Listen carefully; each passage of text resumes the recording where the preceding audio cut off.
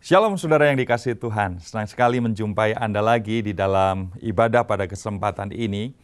Dan kita akan bersama-sama belajar dari Nabi Elia tentang bagaimana kehidupannya adalah kehidupan yang mengalami mujizat dari Tuhan oleh karena iman percayanya. Karena itu pagi hari ini kita akan belajar bersama-sama tentang iman dan mujizat Elia.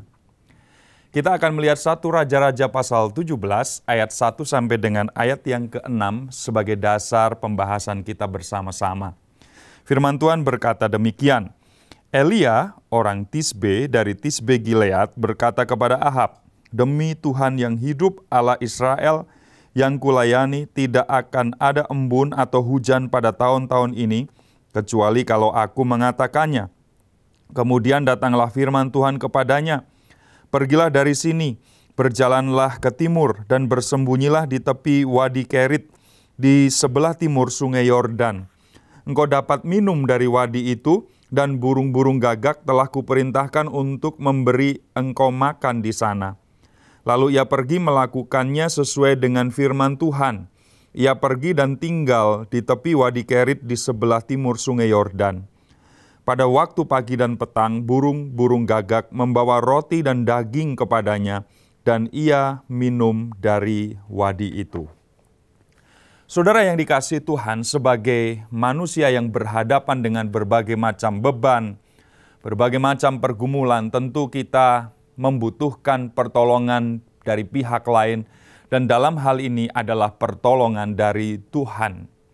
Tuhan kita adalah Tuhan yang sanggup untuk melakukan mujizat.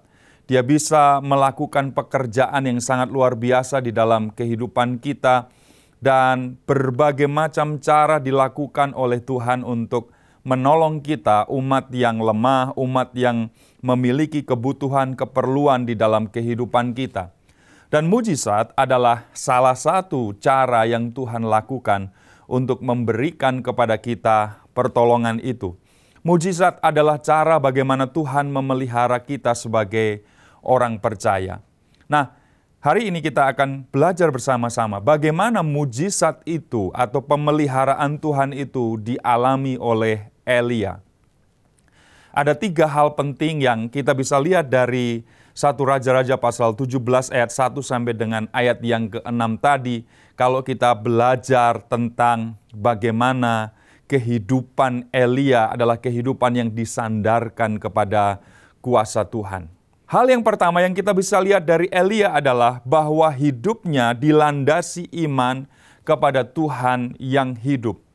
Di dalam ayat yang pertama tadi kita belajar bahwa Elia menyatakan kepada Ahab tentang siapa pribadi yang disembahnya, tentang Allah Israel, Allah yang hidup, Allah yang sanggup melakukan segala perkara. Saudara, mujizat tidak terjadi dengan sendirinya, tetapi ada pribadi yang mengerjakannya. Dan pribadi tersebut adalah pribadi Tuhan yang hidup, Allah Israel, yang disembah oleh Elia. Saudara, kita memiliki keterbatasan.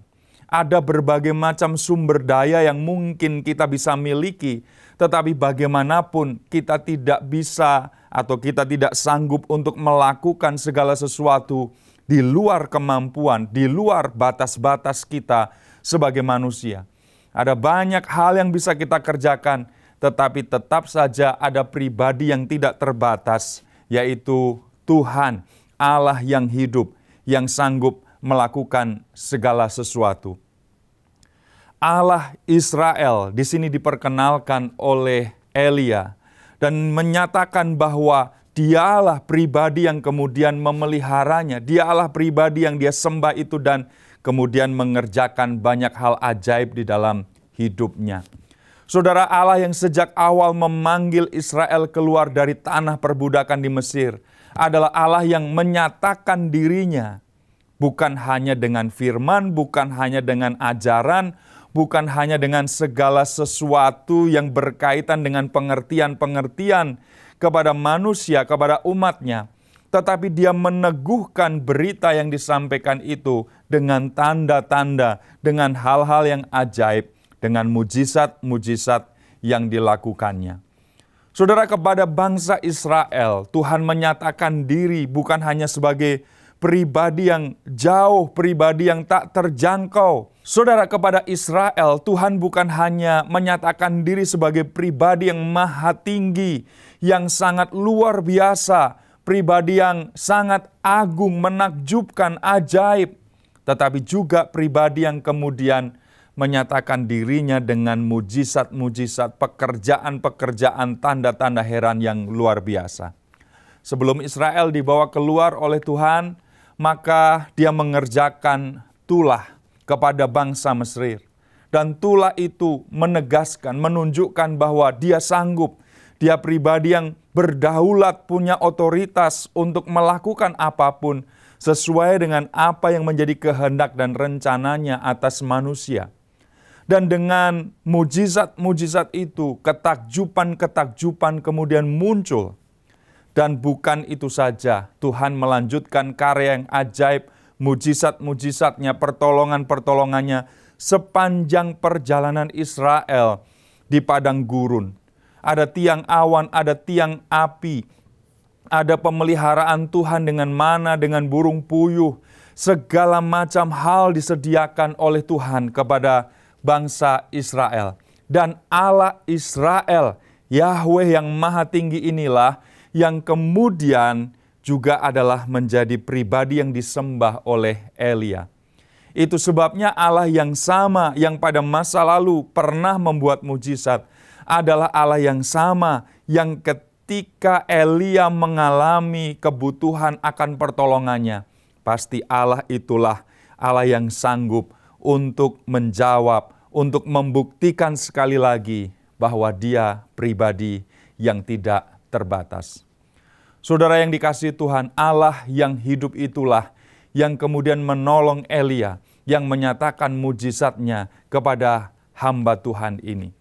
Saudara, kalau iman kita adalah iman yang bersandar kepada Allah yang hidup, Allah yang disembah oleh bangsa Israel, Allah yang kemudian menyatakan diri sepanjang bangsa Israel itu hidup di tanah perjanjian, bahkan yang kemudian terus melanjutkan karyanya dan memuncaki pernyataan dirinya melalui Yesus Kristus Tuhan. Maka ketika kita percaya kepada Yesus Kristus, Tuhan dan Juru Selamat kita itu, maka kita juga adalah pribadi-pribadi yang akan mengalami pertolongan dari Tuhan yang sangat luar biasa itu. Dan kemudian mujizat-mujizat juga adalah bagian yang akan kita alami di dalam keseharian kita. Mari sandarkan iman kita bukan kepada orang kuat, bukan kepada relasi, bukan kepada harta, bukan kepada kekayaan yang kita miliki. Tapi mari kita sandarkan iman dan percaya kita kepada Allah yang hidup. Dia bukan Allah yang tinggal diam. Dia bukan Allah yang pasif, tapi dia Allah yang mau. Dia Allah yang turut bekerja. Dia Allah yang mengulurkan tangannya. Dan dengan mujizat-mujizatnya itulah dia menyatakan dirinya sekali lagi kepada setiap kita. Saudara, mujizatnya masih berlaku. Mujizatnya bisa terjadi di dalam kehidupan saudara dan saya. Karena itu mari kita sandarkan iman kita kepadanya. Bukan kepada sesuatu yang kelihatan, bukan kepada sesuatu yang bisa kita andalkan menurut kekuatan manusia. Tetapi mari kita bersandar kepada Allah yang hidup. Dia pemelihara, dia menyediakan, dia Allah yang tepat waktu ketika menyatakan mujizatnya kepada setiap kita. Saudara, suatu kali saya mengalami bagaimana Tuhan mengerjakan mujizat di dalam kehidupan saya secara pribadi. Mungkin ini adalah sesuatu yang sederhana bagi sebagian orang. Tetapi saya melihat bagaimana tangan Tuhan yang penuh dengan keajaiban itu diulurkan untuk menolong. Suatu kali saya membutuhkan jaket yang baru. Karena jaket saya yang lama sudah lusuh. Resletingnya sudah tidak bisa berfungsi dengan baik. Lalu saya dan istri pergi ke sebuah factory outlet di Bandung pada saat itu dan kemudian mulai memilih kira-kira jaket mana yang pas, yang cocok dan kemudian akan saya beli. Saya tertarik dengan sebuah jaket warna biru dongker dan kemudian lengannya berwarna putih dan saya ambil itu dan saya mencobanya di depan cermin di outlet itu. Kemudian saya bilang kepada istri saya, bagaimana kalau kita beli jaket ini? Kelihatannya ini cocok, kelihatannya ini pas. Lalu istri saya melihat label harga dari jaket itu. Dan dia berkata, ya memang warnanya bagus, pas di tubuh kamu, tapi harganya kayaknya kurang cocok. Jadi kita tunda dululah rencana membeli jaket ini. Lalu saya taruh lagi, saya simpan lagi di tempatnya, dan kemudian kami berdua pulang tanpa berhasil membawa jaket yang saya inginkan sejak awal. Di tengah perjalanan itu saya bergumam, Tuhan, kapan saya bisa punya jaket itu? Dan setelah itu saya selama berbulan-bulan melupakan tentang keinginan atau kerinduan membeli jaket itu, saya masih pakai jaket yang lama. Suatu hari Minggu saya melayani sebagai worship leader di gereja di gedung yang lama, dan kemudian 2 kali ibadah saya melayani, lalu ada seorang pembicara tamu. Pembicara tamu ini adalah seorang penyanyi rohani, dan ketika ibadah satu selesai, dia mengajak kami tim praise and worship untuk berlatih. Nanti di ibadah kedua, kita akan nyanyi lagu saya yang baru. Karena itu ayo kita berlatih terlebih dahulu. Lalu kami berlatih di sudut gereja itu, dan di tengah-tengahnya ada seorang yang menepuk pundak saya dan berkata, Pak, ganggu sebentar, saya pengen ketemu. Seorang bapak yang belum pernah saya lihat, belum pernah saya kenal sebelumnya, dan secara cepat dia kemudian memberikan bungkusan kepada saya, dan dia berkata, Pak, maaf saya keburu-buru, saya harus segera pergi, tapi ini buat Bapak, tolong diterima, Tuhan memberkati. Lalu dia pergi. Saya masih ingat betul bahwa bungkusan itu sebesar kardus mie instan, dan kemudian ada di dalam tas plastik warna putih. Saya bingung apa isi bungkusannya, karena pada masa itu sering terjadi bom yang meledak di mana-mana. Jadi saya sudah mulai curiga bahwa jangan-jangan ini bungkusan yang bisa saja mencelakai saya dan juga mencelakai semua orang yang ada di gereja itu. Tapi kemudian saya memberanikan diri untuk membuka bungkusan itu. Dan saya sangat terkejut. Saya kemudian melihat dengan heran bagaimana Tuhan memelihara saya dengan luar biasa. Waktu saya buka, isinya adalah sebuah jaket yang sama persis dengan apa yang pernah saya coba beberapa bulan, beberapa waktu yang lalu di outlet itu. Saudara, ketika saya melihat itu saya bingung, saya heran, kok begini cara Tuhan untuk mencukupkan? Bagaimana mungkin orang yang tidak saya kenal itu bukan jemaat, karena saya hafal kalau itu jemaat atau bukan, dipakai oleh Tuhan untuk mencukupkan apa yang saya perlukan.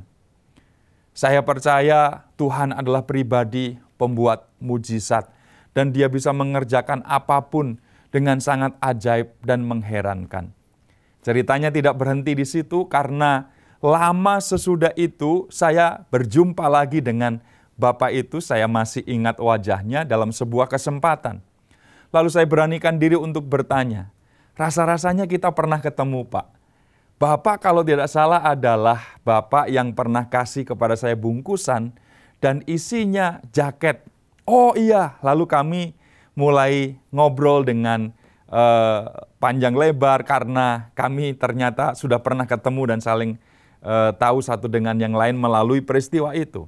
Dan kemudian saya bertanya kepada dia, Pak, tolong ceritakan gimana jadinya atau gimana ceritanya kok Bapak bisa kasih saya bungkusan jaket itu.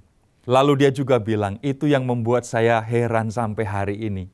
Saya juga nggak ngerti, saya pulang kantor, kemudian tiba-tiba tergerak hati untuk pergi ke sebuah outlet. Dan outlet itu ternyata adalah outlet yang sama yang saya datangi beberapa bulan lalu. Lalu saya ambil itu jaket, padahal di rumah masih ada jaket baru yang belum saya pakai. Istri saya menegur, tapi tetap saya beli itu.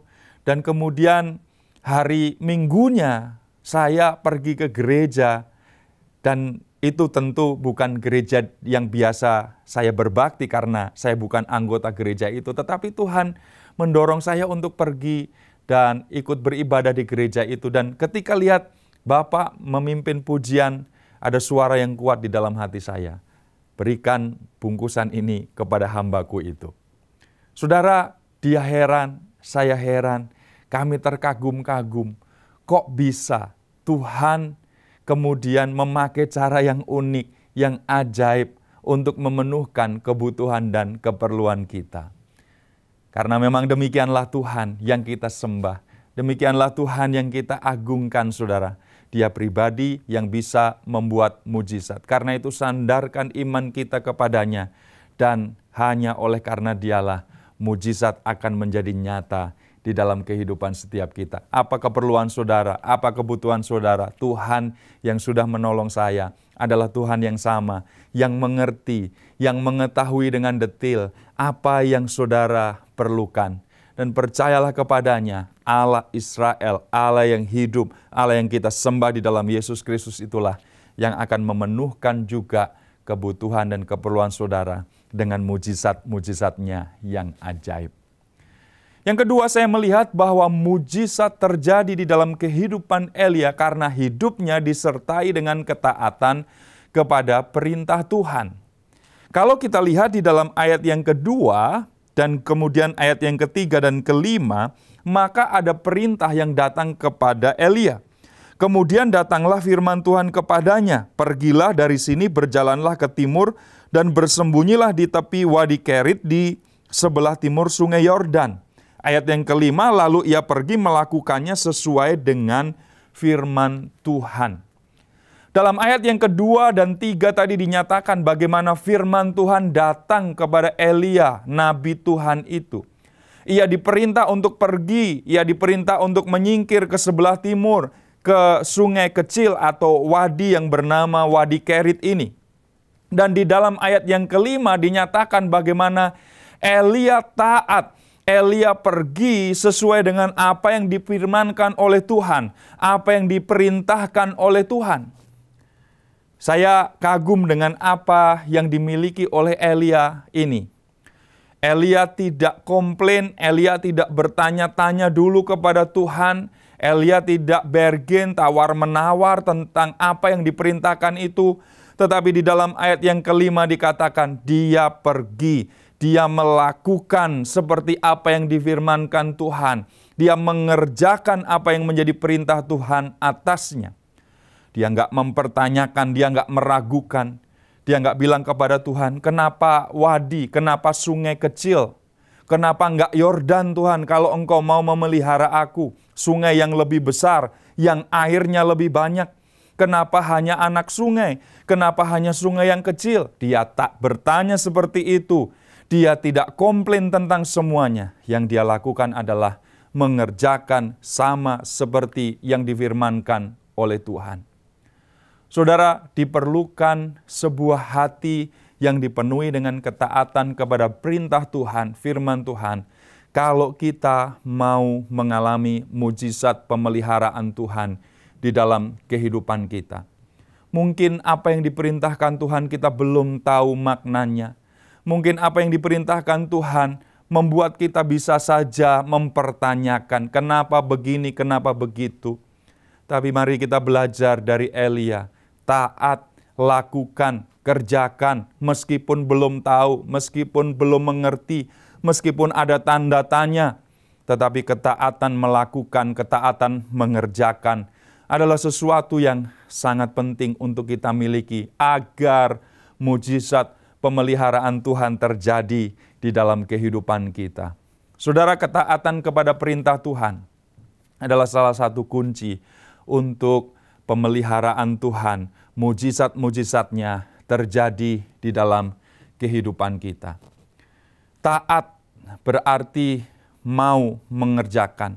Taat berarti rela melakukan apa yang Tuhan perintahkan. Karena itu mari kita menggali kebenaran firman Tuhan dan bertanya, Tuhan, apa yang harus saya kerjakan? Apa yang harus saya lakukan? Apa yang saya harus taati di dalam kehidupan saya? Dan selanjutnya adalah saya mau taat, saya mau melakukan, saya mau mengerjakan, meskipun saya belum mengerti. Meskipun ada tanda tanya, tapi saya mau melangkahkan kaki saya ya Tuhan. Tapi saya mau mengerjakannya ya Tuhan, karena ini adalah perintah-Mu. Perintah Tuhan bukan untuk ditawar-tawar. Perintah Tuhan adalah hal yang seharusnya ditaati. Kalau kita kembali kepada kisah bangsa Israel, ketika mereka mau memasuki tanah Kanaan dipimpin oleh Yosua, maka mereka harus menyeberangi sungai Yordan yang airnya sedang melimpah, sedang meluap. Tetapi ketika mereka taat kepada apa yang Tuhan perintahkan, bagaimana ketika pengangkat tabut itu mulai menjejakkan kakinya di air itu, lalu kemudian mereka melewati sungai yang kering. Saudara, beberapa waktu sebelumnya, generasi awal mereka, nenek moyang mereka juga mengalami hal yang sama. Melewati tanah yang kering di Laut Merah yang dibelah oleh Tuhan sedemikian rupa dengan mujizatnya. Kenapa? Karena Musa taat untuk melakukan apa yang Tuhan perintahkan. Sulit dimengerti, sulit dipahami, tetapi ketika perintah itu ditaati, maka perintah itu adalah sesuatu yang akan mengantarkan kita kepada mujizat-mujizat yang luar biasa. Karena itu saudara, alamilah pemeliharaan Tuhan yang luar biasa itu dengan terlebih dahulu memberikan ketaatan kita kepada firman Tuhan, kepada perintah Tuhan. Yang ketiga, yang terakhir, yang kita bisa pelajari dari iman Elia adalah bahwa dia adalah pribadi yang dipelihara oleh Tuhan di dalam kemustahilan. Kalau kita baca ayat yang ke-6 dikatakan, pada waktu pagi dan petang, burung-burung gagak membawa roti dan daging kepadanya, dan ia minum dari wadi itu. Saudara, yang pertama dia melandaskan imannya kepada Allah yang hidup. Yang kedua, dia belajar untuk taat kepada apa yang Tuhan perintahkan. Yang ketiga, pada akhirnya mujizat pemeliharaan itu terjadi di dalam hal-hal yang mustahil. Pemeliharaan yang dialami Elia adalah sebuah peristiwa yang unik, yang sulit dinalar oleh akal, yang ketika dicerna lebih jauh ini adalah sesuatu yang tidak masuk akal secara manusia. Elia dipelihara dengan perantaraan burung gagak. Dan burung gagak itu mengantarkan kepadanya roti dan daging. Saudara, bukankah burung gagak adalah burung pemakan segala? Apapun yang dia temui, dia bisa makan. Tetapi kenapa di dalam bagian ini burung gagak yang dititipi oleh Tuhan itu paket kepada Elia berupa daging dan roti, tidak dia makan di jalan? Kalau Tuhan mau memelihara, dia bisa memelihara setiap kita, umatnya, dengan cara-cara yang unik, dengan cara-cara yang tidak masuk akal. Burung gagak itu membawa kepada Elia roti dan daging setiap pagi, setiap petang. Tidak diambil sedikit pun, tidak dikorupsi sedikit pun oleh burung itu. Tapi rutin, pemeliharaan Tuhan itu nyata kepada Elia. Pagi, petang, datang dengan paket yang sama. Kalau bukan Tuhan yang mengerjakan itu, tentu itu adalah hal yang tidak akan pernah mungkin terjadi. Sesuatu yang sangat mengherankan bagi setiap kita. Tetapi itulah Tuhan, pribadi yang tidak bisa kita setir, pribadi yang tidak bisa kita atur dengan skenario kita, pribadi yang tidak bisa kita wajibkan dan haruskan sesuai dengan pendapat kita, sesuai dengan apa yang kita ingini. Tapi dia sanggup, dia bisa mengerjakan hal-hal yang di luar nalar kita dengan sebuah tujuan untuk memelihara kehidupan kita. Dengan sebuah tujuan supaya kita tahu bahwa tidak ada yang mustahil bagi Tuhan. Saudara, apapun juga yang saudara sedang alami, perlukan, butuhkan hari-hari ini, mari kita datang kepada Tuhan, pemelihara kehidupan kita, dan Dia yang bisa mengatur segala sesuatu Dia yang bisa mencukupkan apa yang kita perlukan. Dia berdaulat. Dia bisa menyatakan mujizatnya sekali lagi bagi setiap kita. Dan alamilah kuasa Tuhan yang mengherankan itu. Dan kemudian kita akan bersaksi bagaimana tangan Tuhan yang kuat, yang diulurkannya bagi kita. Dan kemudian kita mengalami kemenangan. Mari kita bersama-sama berdoa kepada Tuhan. Tuhan, kami bersyukur kalau pada kesempatan ini kami mendapatkan peneguhan sekali lagi tentang bagaimana Engkau adalah Tuhan yang hidup, Tuhan yang ajaib, Tuhan yang punya berbagai macam cara untuk menolong setiap kami dengan mujizat-Mu, dengan pemeliharaan-Mu bagi kami. Karenanya kami mau belajar dari Elia bersandar penuh pada Allah yang hidup, taat kepada perintah-Mu, dan kemudian menerima pemeliharaan-Mu yang nyata sempurna bagi setiap kami.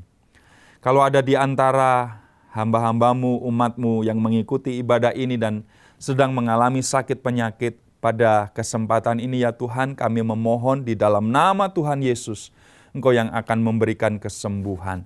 Kami mungkin sedang berada di dalam persimpangan, kami sedang berada di jalan buntu, kami tidak tahu apa yang harus kami lakukan.